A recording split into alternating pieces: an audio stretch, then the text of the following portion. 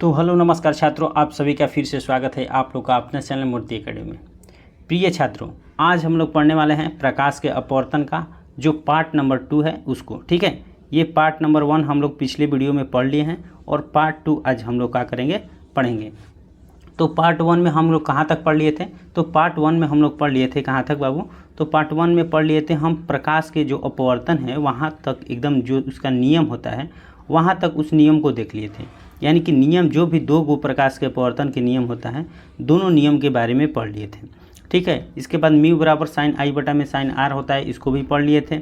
इसके बाद साइन आई और साइन आर दोनों आपस में बराबर होते हैं, इसको भी हम लोग क्या कर लिए थे, पिछले वाले वीडियो में देख लिए थे। ठीक है, जो आज का वीडियो होगा वो आज का वीडियो हम लोग उससे आगे की क्लास करेंगे। ठीक, यानी कि जो नियम से आगे की क्लास होगा, यानी कि हम कह सकते हैं कि नियम से आगे की क्लास यहीं तक हम लोग क्लास पिछले क्लास में किए थे, यहीं तक किए थे साइन आई बटा में साइन आर। आज हम लोग आज का क्लास करेंगे कंटिन्यू पार्श्विक विस्थापन से। ठीक है, तो चलिए क्लास को कंटिन्यू करते हैं। तो ज़्यादा देर न करते हुए अपने टॉपिक की ओर चलते हैं। और टॉपिक को उम्मीद है आप लोग अच्छी तरह से पीछे वाले वीडियो को देख लिए होंगे। जो लोग नहीं देखे हैं तो कृपया उसको जाकर देख लें। ठीक है, तब इसके बाद इस वीडियो को देखेंगे तो ज़्यादा आपको बेहतर समझ में आएगा। ठीक है, उम्मीद है आप लोग नोट भी करते होंगे और अब एक बेहतरीन ढंग से नोट्स भी बनाते होंगे। ठीक है, इसीलिए आप लोग को हम इस तरह से पढ़ा रहे हैं ताकि आप हमारे जैसा एक बेहतरीन नोट्स बनाइए और नोट्स के अकॉर्डिंग आप लोग पढ़िए ताकि तैयारी आपको बहुत बेहतरीन ढंग से हो जाए। ठीक है, चलिए तो आज पढ़ते हैं पार्श्विक विस्थापन के। चलिए, ये पार्श्विक विस्थापन क्या होता है इसको देखते हैं। पार्श्विक विस्थापन कह रहा है कि जब कांच की स्लैब से प्रकाश की किरणों को भेजा जाता है तो आपतित किरण के बढ़ाए हुए भाग तथा निर्गत किरण के बीच जो लंबवत दूरी होती है उस दूरी को ही पार्श्विक विस्थापन के नाम से जानते हैं। चलिए बाबू देखते हैं कि ये पार्श्विक विस्थापन, मान लेते हैं कि ये ले लिए हम कांच का एक स्लैब ले लिए और यहाँ पर कांच का जैसे ही स्लैब लेंगे तो आप लोग समझ सकते हैं कि ये जो है ये घना हो गया। तो घना हो गया तो इसको हम कांच का जो स्लैब है उसको कह सकते हैं कि ये सघन माध्यम हो गया। ये क्या हो गया बाबू? सघन माध्यम हो गया। देखिए कलर को चेंज कर रहे हैं यहाँ पर, इसको कह सकते हैं हम कि ये क्या हो गया, सघन हो गया। कोई दिक्कत तो यहाँ पर नहीं है कि सघन हो गया। और जो इसकी बाहरी भाग होगा यानी कि ये कह सकते हैं कि ये क्या हो गया, जब वो सघन हो गया तो ये विरल हो गया। यहाँ तक तो कोई डाउट नहीं होगा। ठीक है, चलिए अब यहाँ पर एक क्या कर रहे हैं कि आपतित किरण को भेज रहे हैं। जब आपतित किरण को भेजेंगे तो यहाँ पर लंब होगा, यहाँ पर क्या होगा, लंब होगा। यहाँ पर देखिए लंब होगा, लंब को नहीं डाल रहे हैं। तो जैसे ही विरल माध्यम से सघन माध्यम में जाएगा तो किस ओर मुड़ेगा? तो आप लोग कहिएगा कि अभिलंब की ओर मुड़ेगा।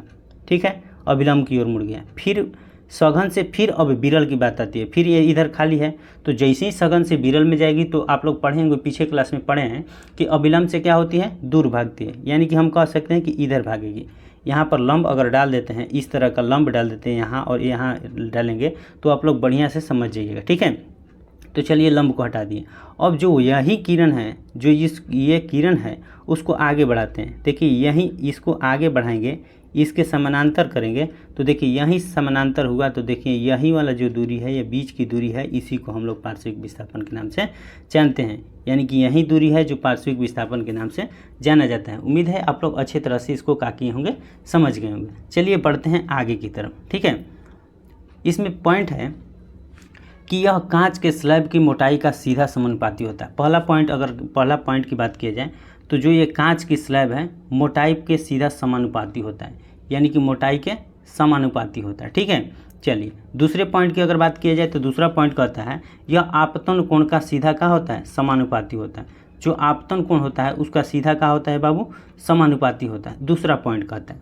तीसरा पॉइंट की अगर चर्चा किया जाए तो तीसरा पॉइंट कहता है कि यह अपवर्तनांक के बढ़ाने से बढ़ जाता है।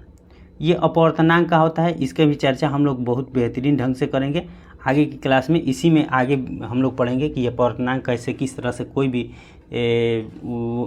भी पदार्थ का अपवर्तनांक किस तरह हम लोग निकालेंगे उसको भी देखेंगे। तो यह किस पे निर्भर करता है, तो यह अपवर्तनांक के बढ़ाने से क्या हो जाता है, बढ़ जाता है। देखिए यहाँ पर जैसे में एग्जाम्पल में भी हम लिखे हैं, जिसे हवा का अपवर्तनांक हुआ 1, हवा का अपवर्तनांक क्या हुआ, 1 हुआ। बर्फ़ का 1.31 हो गया, पानी का 1.33 हो गया, इसके बाद किरोसिन का 1.47 हो गया, एल्कोहल का 1.36 हो गया और बेंजीन का 1.50 हो गया। यानी कि बहुत सारे और पदार्थ हैं जिसका अपवर्तनांक हम अभी नहीं लिखे हैं, आपको एक स्लाइड के रूप में दे देंगे और आप वहाँ से अपवर्तनांक को देख लेते हैं कि किस पदार्थ का कितना अपवर्तनांक होता है। और आपको निकालने के लिए भी हम बता देंगे, आप आसानी से कोई भी किसी चीज़ का अपवर्तनांक करेंगे निकाल देंगे। जैसे में मान लेते हैं कि अगर आपको अपवर्तनांक निकालना होगा तो अपवर्तनांक बराबर फार्मूला होता है, अपवर्तनांक बराबर फार्मूला ये होता है, देखिए यहाँ पर लिख रहे हैं अपवर्तनांक बराबर फार्मूला होता है कि किसमें, कि हवा में प्रकाश की चाल बटा में उस माध्यम में प्रकाश की चाल, जिस माध्यम को हमको निकालना है उसमें प्रकाश की चाल। यानी कि हमको मान लेते हैं कि निकालना है कांच में, कांच का अपवर्तनांक निकालना है, तो कांच का अपवर्तनांक म्यू से सूचित करते हैं, जो कि पीछे में आप लोगों को चर्चा किए हैं कि पीछे में म्यू से सूचित करते हैं, बता दिए। तो हम कह सकते हैं ना कि म्यू बराबर क्या होता है, म्यू बराबर होता है कि सी भाई भी, सी बाई का होता है बाबू भी होता है। सी क्या होता है कि प्रकाश की चाल है, ये क्या है, प्रकाश की चाल है, और जो भी है उस माध्यम में प्रकाश की चाल है जिस माध्यम को हमको निकालना है। मान लेते हैं कि हमको कांच का अपवर्तनांक निकालना होगा, तो कांच का अपवर्तनांक निकालेंगे तो सबसे पहले क्या करेंगे कि म्यू बराबर हम लोग लिख देंगे कि म्यू बराबर हवा में प्रकाश की चाल क्या होता है, तो 3 × 10⁸ मीटर पर सेकंड होता है, और कांच में होता है 2 × 10⁸। इसको ये कट गया, ये 2 से 1.5 बार में कट जाएगा। यानी कि हम कह सकते हैं कि कांच का जो अपवर्तनांक होगा 1.5 होगा। कांच का अपवर्तनांक बाबू कितना होगा, 1.5 होगा। उसी तरह अगर पानी का निकालना होगा तो 1.33 होगा।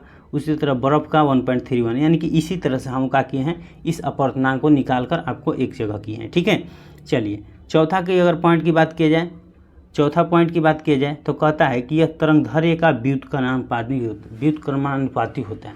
व्युत्क्रमानुपाती का मतलब होता है उल्टा। ठीक है, समानुपाती का मतलब उसके समान यानी कि सीधा, और व्युत्क्रमानुपाती का मतलब उल्टा होता है, उसके अपोजिट। ठीक है, चलिए अब कुछ महत्वपूर्ण जानकारी के बारे में चर्चा करते हैं। कुछ महत्वपूर्ण जानकारी के बारे में जान लीजिए आप लोग। देखिए, एक एंगस्ट्रॉम बराबर होता है 10⁻⁻10 मीटर। ठीक है, ये एंगस्ट्रॉम का होता है। तरंगदैर्घ्य को एंगस्ट्रॉम से नापते हैं हम लोग। ठीक है, आगे आप लोग जानिएगा कि बैगनी का तरंगदैर्घ्य कम होता है, लाल का तरंगदैर्घ्य ज़्यादा होता है। तो किस तरह हो रहा है, यही है तरंगदैर्घ्य। ठीक है, तो अगर एक तरंगदैर्घ्य की बात की जाए तो 10⁻⁻10 मीटर होता है। वहीं अगर सेंटीमीटर में बात की जाए तो 10⁻⁻8 सेंटीमीटर, -8 सेंटीमीटर हो जाएगा। ठीक है, वहीं अगर फर्मी की बात की जाए तो एक फर्मी बराबर 10⁻⁻15 मीटर होगा। अगर सेंटीमीटर की बात की जाए तो 13 हो जाएगा, -13 हो जाएगा। चलिए कुछ रंग लिखे हैं और उसका तरंगदैर्घ्य लिखे हैं। ठीक है, कि कौन सा रंग का कितना तरंगदैर्घ्य होता है। जैसे आप लोग पढ़े होंगे वर्ण विक्षेपण में 7 रंगों का होता है, बैजनिया पिनाला होता है जो ना, तो वही लिखे हैं। देखिए बैगनी लिखे हैं जिसका तरंगदैर्घ्य 4000 एंगस्ट्रॉम होता है। वहीं जामुनी की अगर बात किया जाए तो 4500 एंगस्ट्रॉम होता है। वहीं नीला की बात किया जाए तो 4800 होता है। और आगे बढ़ते हैं, आगे बढ़ेंगे तो और देखेंगे बाबू कि हरा की अगर बात की जाए तो 5400 होगा, पीला की बात की जाए तो 5800 होगा, नारंगी की बात की जाए तो 6000 होगा, वहीं लाल का बात की जाए तो 6900 से लेकर 7500 के बीच में होता है। उम्मीद है आप लोग इसको भी अच्छी तरह से समझ लिए होंगे, ये तरंगदैर्घ्य के बारे में।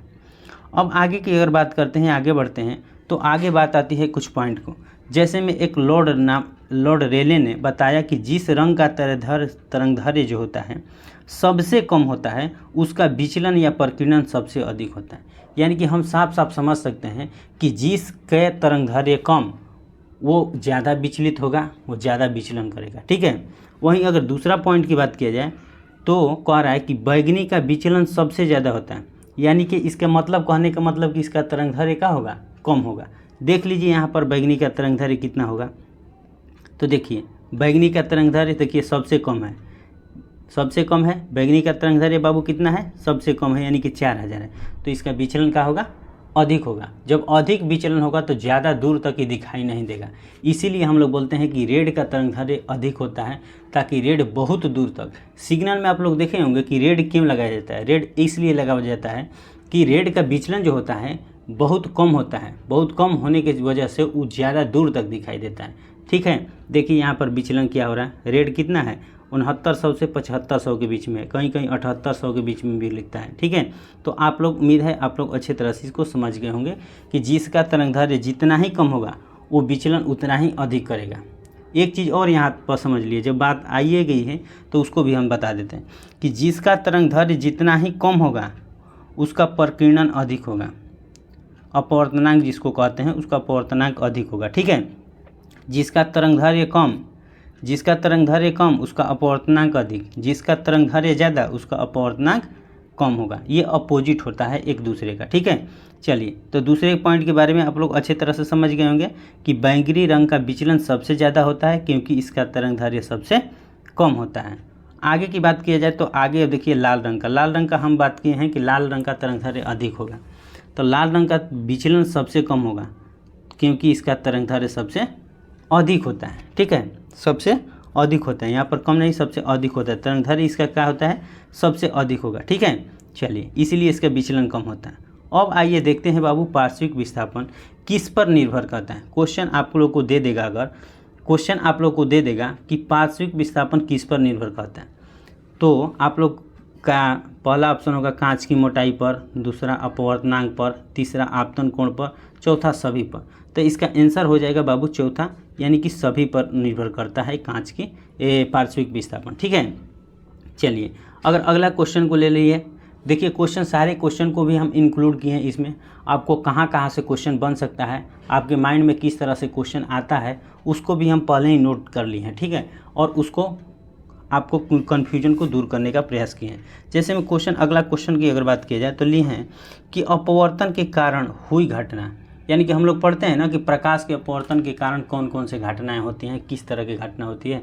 जैसे देखते हैं कि आप पानी में पेंसिल को डाल देते हैं तो मुड़ा हुआ प्रतीत होता है, तो ये किसके कारण होता है, तो प्रकाश के अपवर्तन के कारण होता है। वहीं अगर बात किया जाए तो बाल्टी में देखे होंगे कि बाल्टी के जो पानी होता है ज़्यादा गहरा दिखाई देता है, तो ये प्रकाश के अपवर्तन के कारण होता है।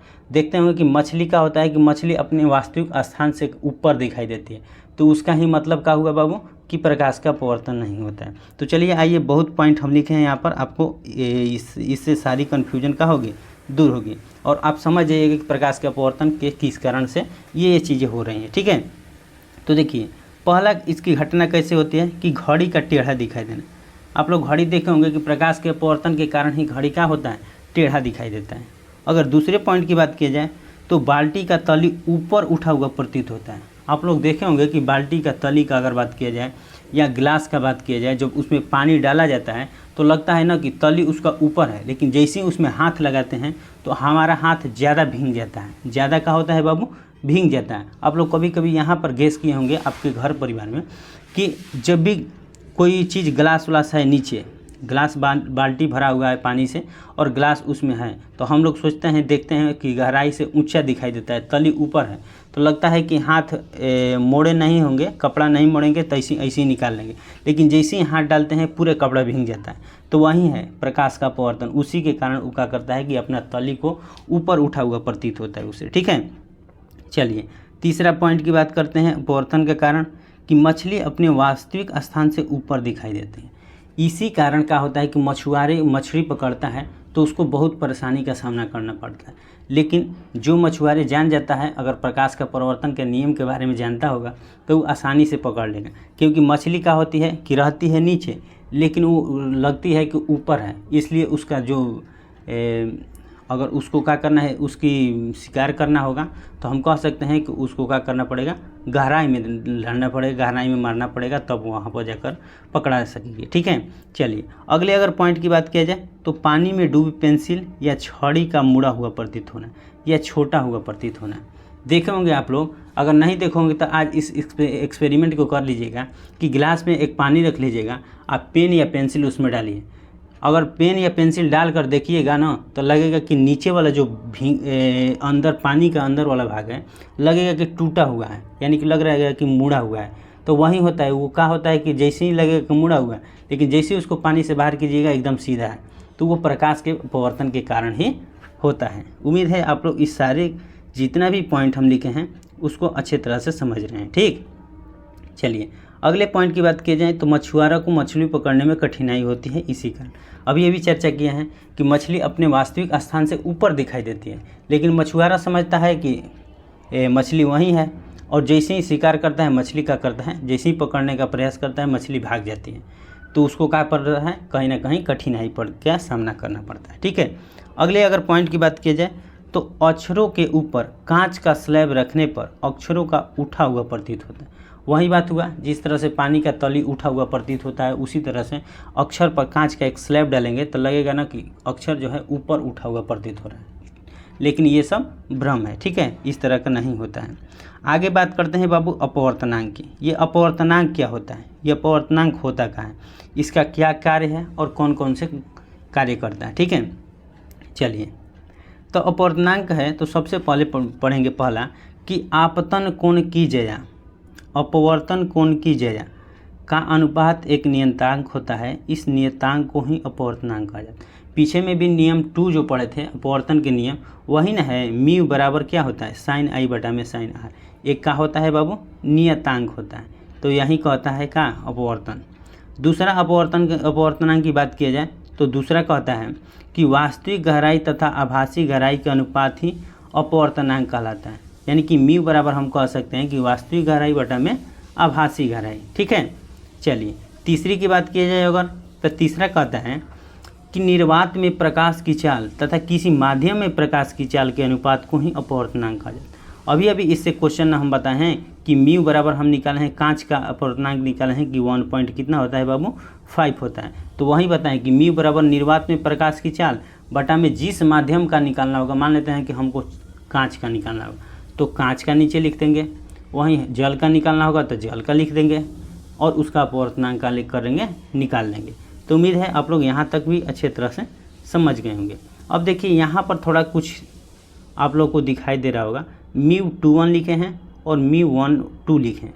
इसमें क्या होता है कि पहले माध्यम के अपेक्षा दूसरे माध्यम, यानी कि μ21 बराबर सबसे 2 1 है तो सबसे पहले पीछे वाला लिखाएगा, 1 ऊपर लिखाएगा, इसके बाद 2 पहले बाद में लिखाएगा। उसी तरह μ12 लिखे हैं, यानी कि दूसरे माध्यम के अपेक्षा पहले माध्यम, यानी कि पहले लिखाएगा 2 और फिर बाद में लिखाएगा 1 लिखाएगा। ठीक है, चलिए अगर दोनों का अगर गुणनफल की बात की जाए, μ21 और μ12 का गुणनफल की बात की जाए तो दोनों का गुणनफल 1 के बराबर होता है। किस तरह होता है कि μ21 बराबर आप लोग जानते हैं कि v1 बटा में v2 होता है, और μ12 बराबर होता है v2 बटा में v1। देखिए v1 बटा में v2 और v2 बटा में v1 दोनों देखिए यहाँ पर कैंसिल हो गया और 1 के बराबर यहाँ पर आ गया। ठीक है बाबू, चलिए आगे बढ़ते हैं। अगला पॉइंट की अगर बात की जाए तो कह रहा है कि अपवर्तनांक आपतन कोण पर निर्भर नहीं करता है, यह पदार्थ की प्रकृति और प्रकाश के रंग पर भी निर्भर करता है। आपको पीछे भी ना बतलाए हैं कि जो भी अपवर्तनांक है प्रकाश के प्रकृति और प्रकाश के रंगों पर निर्भर करता है। यही ना है म्यू बराबर साइन आई बटा में साइन आर जो है, तो आप लोग उम्मीद है इसको भी अच्छे तरह से समझते हैं। चलिए आगे क्वेश्चन को देखते हैं। जब क्वेश्चन आपको दे दिया जाए, एक क्वेश्चन दे दिया जाए इसी से रिलेटेड, जिस तरह से हम लोग निकाले हैं किसको, अपवर्तनांक को, उसी तरह से देखिए एक क्वेश्चन को लिए हैं और क्वेश्चन के माध्यम से आपको हम बता रहे हैं किस तरह से बन रहा है। मान लेते हैं कि क्वेश्चन कहता है कि प्रकाश हवा से कांच के प्लेट में प्रवेश करती है। पहले हवा से क्या कर रही है, कांच के प्लेट में प्रवेश कर रही है, यानी कि विरल से सघन में आ रही है। ठीक है, चलिए जिसका अपवर्तनांक 1.5 है, यानी कि म्यू बराबर कितना है बाबू, 1.5 है, म्यू बराबर 1.5। जैसे ही अपवर्तनांक आएगा आपको समझ लेना है कि म्यू बराबर। कांच में प्रकाश की चाल ज्ञात करें। ज्ञात का करना है कि कांच में प्रकाश की चाल ज्ञात करना है यहाँ पर। ठीक है, यदि हवा में प्रकाश की चाल 3 × 10⁸ मीटर पर सेकंड है। तो बस सिंपल सा है, सबसे पहले हल लिखेंगे और हल लिख के आपको ये बता दिए हम कि हवा में प्रकाश की चाल लिख लेंगे। इसके बाद कांच में प्रकाश की चाल निकालना है तो उसको भी लिख लेंगे और कांच का अपवर्तनांक लिख लेंगे, यानी कि 1.5 म्यू। अब देखिए इसका फॉर्मूला यही ना हम बताए हैं कि म्यू बराबर क्या होता है, कि म्यू बराबर होता है कि हवा में प्रकाश की चाल ऊपर तो रहबे करेगा, अब बटा में जिस माध्यम में प्रकाश की चाल पूछ रहा है उस माध्यम पूछे, तो म्यू बराबर दे दिया है कि 1 पॉइंट कितना है 5।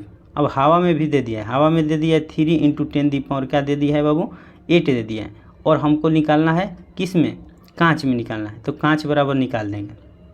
तो देखिए यहाँ पर फार्मूला हम लिखे हैं, यहाँ पर फार्मूला लिखे हैं और यहाँ पर देखिए आगे स्टेप बढ़ाए हैं। म्यू बराबर 3 × 10⁸ बटा में कांच में प्रकाश की चाल, ठीक है, और कांच में प्रकाश की चाल लिखे हैं। अब देखिए म्यू बराबर दिया है कि 1.5 होता है, म्यू बराबर 1.5, और यहाँ पर कांच में प्रकाश की चाल है और यहाँ 3 × 8। अब देखिए कांच को ले रहे हैं तो कांच बराबर निकालना होगा, तो कांच इधर आएगा तो ई इधर आ जाएगा, यानी कि ये गुणा में जाएगा तो ये भाग में आ जाएगा। इस तरह से आप लोग जानते भी होंगे, मैथ बढ़ाए भी होंगे, ठीक है।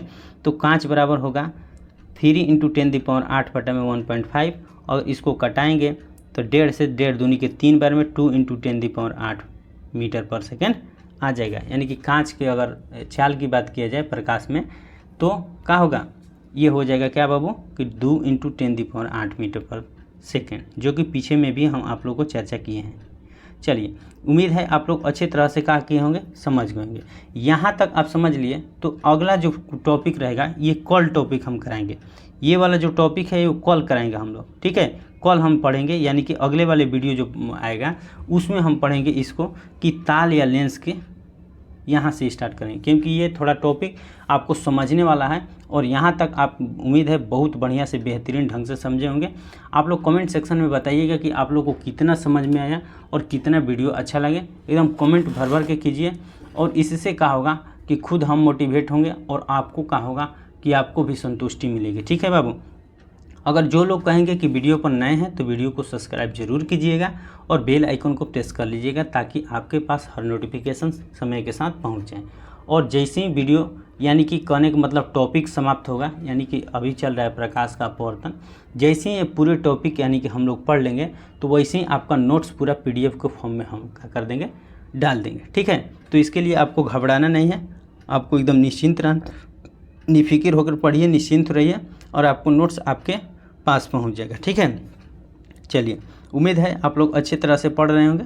तो चलिए मिलते हैं अगले टॉपिक के साथ, यानी कि इससे आगे प्रकाश का ताल या लेंस के साथ अगले वीडियो में। तब तक के लिए बाबू जय हिंद।